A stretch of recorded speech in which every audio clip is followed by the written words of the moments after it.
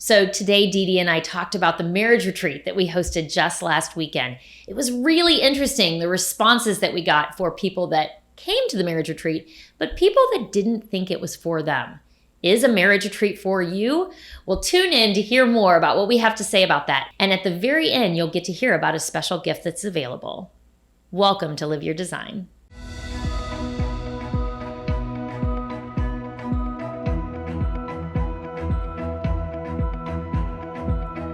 So we are back in the studio recording, and this past weekend we hosted the marriage retreat that you've heard us talking about, the Live Your Design marriage retreat in Charleston. It was fantastic. Dan was our speaker. It was fantastic, and I've gotten really good feedback. So not only did you and I think it was fantastic, but I think there's a lot of great conversations that happened between couples because of the time that we spent together. Absolutely. It was really fantastic. Dan Murdahl was our speaker. Mm-hmm. He did a fantastic job. We touched on forgiveness, communication, intimacy in different areas, and it was really helpful. But there were two things that stuck out to me before we went on the retreat or while we were on the retreat. And I think maybe we need to talk about this. So there were two comments that were made that just kind of stuck in my head. The first one was a lady told me I could never get my husband to go on a marriage retreat because there's no way he would talk about his feelings all weekend. And I thought, who would talk about their feelings all weekend? Nobody would want to do that. So I felt like there's this misconception around, like a stereotype of what a marriage retreat would look like. Yes. Where does that come from? And when she said that, I just envisioned people sitting around couches all weekend talking about their feelings and crying, and I thought that would be terrible. And then on the way home, I thought about how much laughter there was during the sessions and in our free time. Yeah. So I had some conversations with people ahead of time encouraging them to come, and there were some clear, no way. And so that's exactly what you're talking about. So that's so funny. I'm trying to decide where that would come because that is not at all my reaction to it. Right. My reaction is, heck yeah, I'll get away with Ben and hang out and be able to just love on him for the weekend because, we've got four kiddos, only 3 living at home right now because I have 1 in college. But my time to just focus on him is very little. I have to be really intentional about taking that time away. So to me, this is like an opportunity to go and just hang with him. So, and to have some great content, great information about how can you make your relationship stronger? How can you increase intimacy? Because you don't want to wake up one day and look across the table at your spouse and say, I don't even know who you are. And the fact is, the person you married is not the same person you're married to today because people change. Life changes, and life makes us change.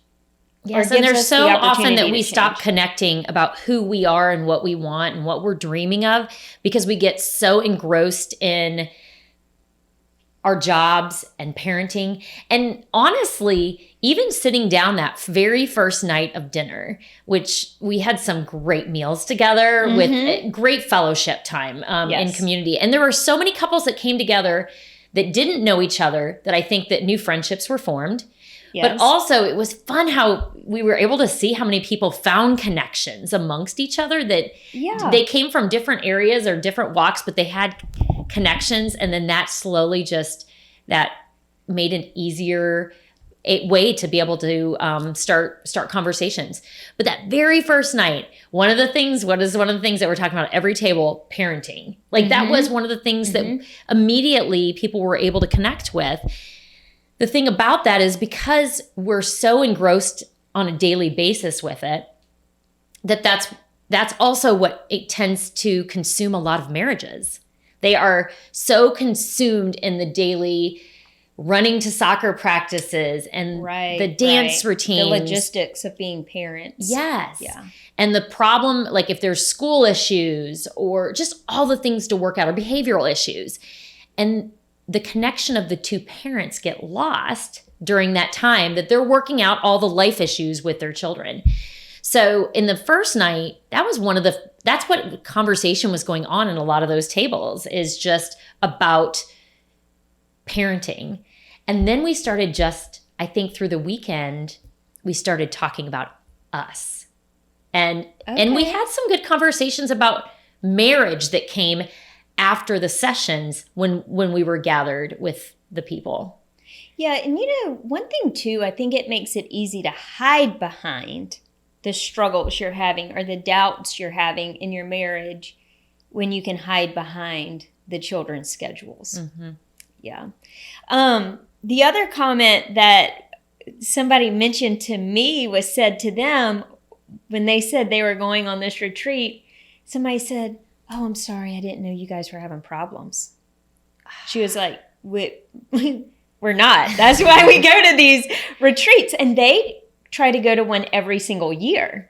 And the reason they came to the one you and I hosted, which was the first one that we had ever hosted with Live Your Design, was because the one they typically go to was canceled for COVID issues. I don't remember where they were having it, but they couldn't have it this year. They would travel away to go to that one.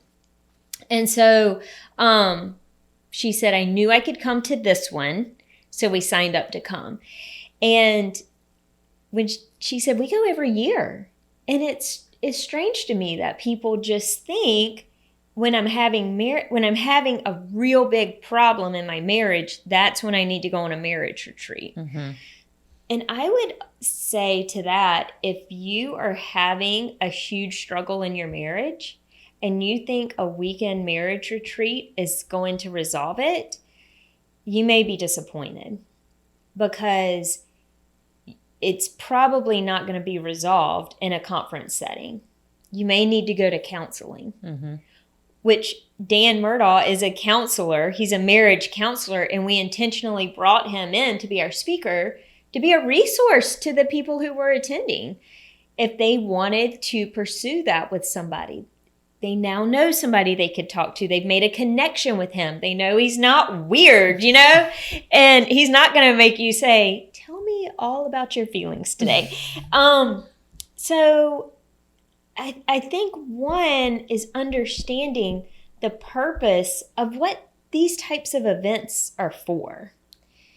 Yes. So that was another comment that was made to me early on, is they said, somebody asked me, "Can we still go if we're not in a bad place?" And I was like, absolutely. That's why you come. Yeah. So you can stay in a good place. One of the things, so my husband and I weren't in a bad place going. Uh-huh. So we were one of those couples that showed up, but it was so excellent for us. Mm-hmm. So this was our first marriage retreat, which is crazy to me. And I don't know why we haven't went to one before. I mean, I really can't even tell you was there an excuse? Did it not work in our schedule? I have no clue. But one of the things is, on Saturday afternoon, we had some free time just to walk mm-hmm. around Charleston, South Carolina. And we did it hand in hand, which is, we very rarely walk hand in hand. And it's not because we don't like each other. It's really because I don't always, I guess, find it comfortable to have my fingers squeezed when I'm walking. I don't know what it is. Like, it's not something I reject. It's just something that we don't do out of comfort, even though we can walk side by side. We've always had great conversations, but we were walking side by side, holding hands. Yeah. And I had this moment of just, thank you, Lord, for this weekend, because although we were never in a bad place, we still had some really good conversations that came out of this. Just some things, they may be topics we've avoided or topics we haven't understood each other on. Mm-hmm. But when we were able to get in this group setting and we talked about some hard stuff in a very non-threatening way mm-hmm. amongst everybody, just the hard stuff that's in this world that most everybody deals with, then because we're bringing that stuff to light that tends to just get tucked because it's not fun to talk about it, then that even brought us to a place of a little more freedom, that then we're walking hand in hand. Like we're newlyweds along the street. And I really thought to myself, I wish more people were here to experience this. And although I think we had the perfect group size, I do too. I loved everything about the way that this weekend went. What I want it for other marriages though. Right. Because you did mention the one day waking up and looking at each other and being like, I don't even know what I want to do with you. Like, I don't know if I have anything in common with you. I don't feel a connection to you. That happens all the time. And a lot of times it happens after the kids get to the point where they are not as needy anymore. So it's whether after they've headed off to college or even in those high school years when they're off hanging out with their friends, not hanging at home as much. And then the parents are left to be like, you know, what their focus of their life was around raising kids. And when those kids are not around, then they don't even know how to focus on each other. And they might not even want to. Mm-hmm. Yeah. Because it's easy to get to that level of apathy or contempt just out of like a lack of pouring into each other, a lack of attention to each other. And again, you are growing and changing. And so if you are not growing and changing in this, at least kind of the same direction, what your passions are, then you could find yourself on two different mountaintops, you know, or on two different islands. So you've got to find a way to come back and connect, but you have to be intentional about it. I did hear from some couples, and I feel like this would be something that everybody can kind of think about. There were some people that said, I wanted to go, we just couldn't make it work. Mm-hmm. And I do understand that from the standpoint if you had a commitment that weekend or if the finances are tight, maybe you needed some more time to save for something like that. Mm-hmm. But I also realized when I hear that from people that there's obstacles they see in the way that they don't have energy to try to figure out how to make it work. Mm-hmm. And because dating my husband or spending time with my husband is really important to me. And I tell my kids, when my kids make a comment about us heading off together, that it should be really important to them that your mom and dad want to spend time together or are working to stay connected. Mm-hmm. And so I think that over time they valued the fact that Ben and I just we'll head off together. But it's not easy for me to get away. You know, there are challenges there.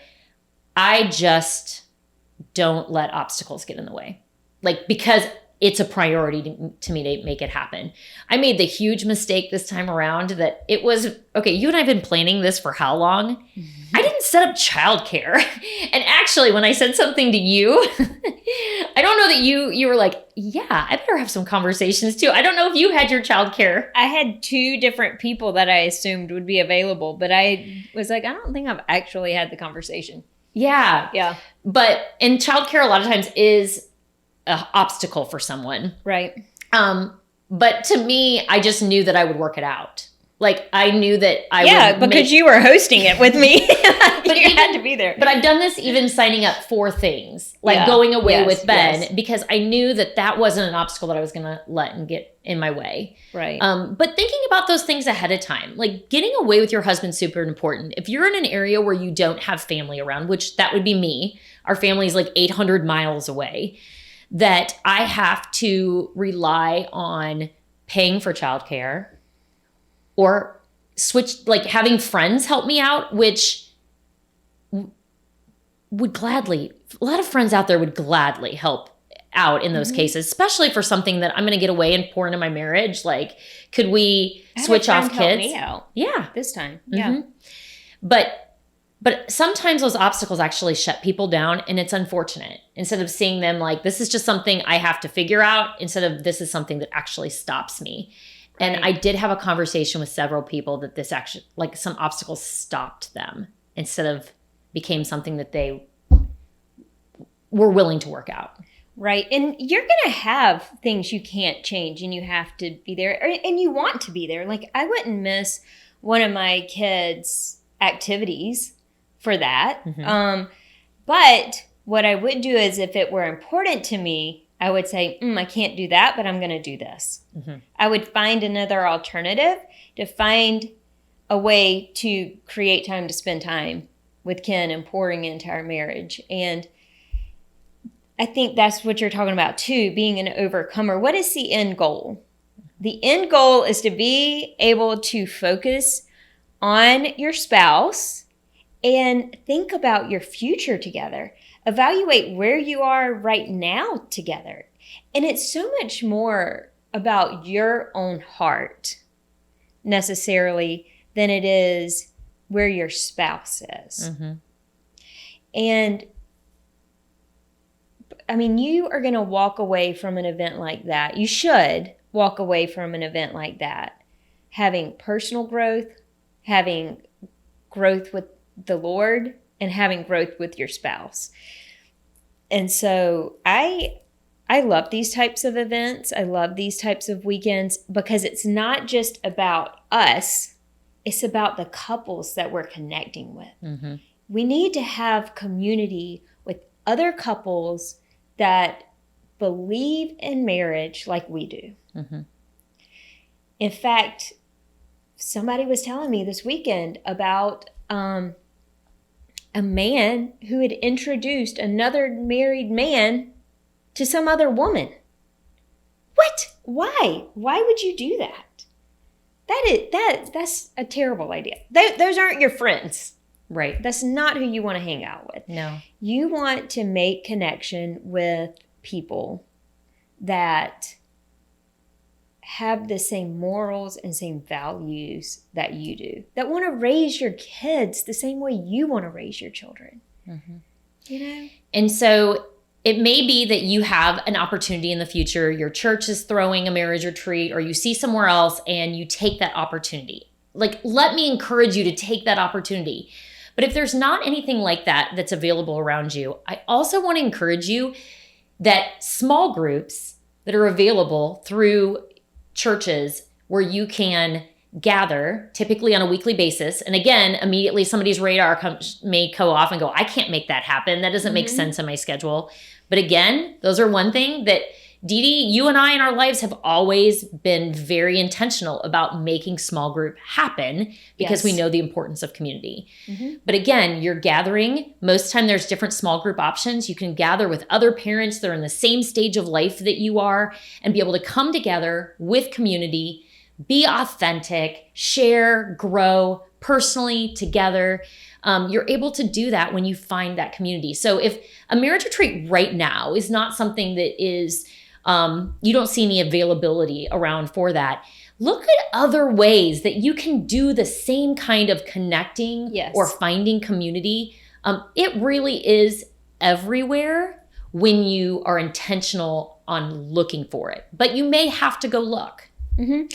Another thing that you could do right now is order the 5 Love Languages book and read that together, do the quiz, and understand what each other's love language is, and then intentionally make an effort to speak into their love language. Also, we have a deck of cards. It's a deck of cards that allows you to really love on your spouse well, and it speaks to all 5 love languages. So super easy, super fun things. It's like a daily little card you get to pull, and then that day, you each do that thing for each other. And it's just to increase intimacy and connection with each other, pouring into each of the 5 love languages. Because if you're really starved in one area, you start to not feel loved in that area. And that's one thing Ken and I were talking about on the way home.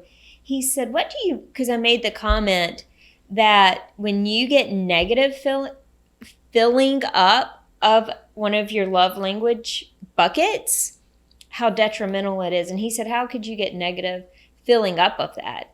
And I said, well, like if somebody's love language was words of affirmation and words of affirmation really spoke to them, words of criticism and critique are going to hurt that person more than somebody who doesn't understand that as their love language. physical touch. And I said, we talked about this when one of our daughters was little. Physical touch was her love language. And if you were to say to her, can you get off of me? You are making me sweat. Or can you scoot over? If you pushed her away, like physically put that separation, that's going to affect her heart more than somebody who that's not their love language. So we had that conversation around it. So it could be that you're actually causing pain into your spouse's heart and you don't even realize it. Mm-hmm. And so these cards are fun. They're really silly. Some of them are silly, but they are for sale. You can go to our website and check them out, order them. We'll ship them right to you. And we'll commit to pray for every couple that orders a set of cards over the next 30 days. We'll pray for you for 30 days from the time you get your cards. So you can do fun things for 30 days and get prayer for 30 days. Win-win. I love it. All right. Well, I just hope this was encouraging for people to think, even if they'd have those little voices that have said, marriage retreat's not for me, or spending time together talking about marriage is something my husband would never want to do, to be encouraged that the more that where we focus our energy is definitely what will grow. Mm-hmm. And your marriages are worth the energy that you put into them. Yeah, because they affect so much more than your marriage, than the relationship the two of you have together. It's going to affect every area of your life, including your children. Absolutely. And their marriages for the future. Like, the decisions you make today, they're going to have a generational effect. Mm-hmm. It's going to affect your work life. It's going to affect your physical health. Truly, every area of your life will be affected by this. That's right. So love yourself and love your spouse. So if you want to listen to more of our podcast, please go to www.liveyourdesign.life. And you can also find our deck of cards so that you can spend more time pouring into your spouse so that your marriage can be amazing. Have a great day.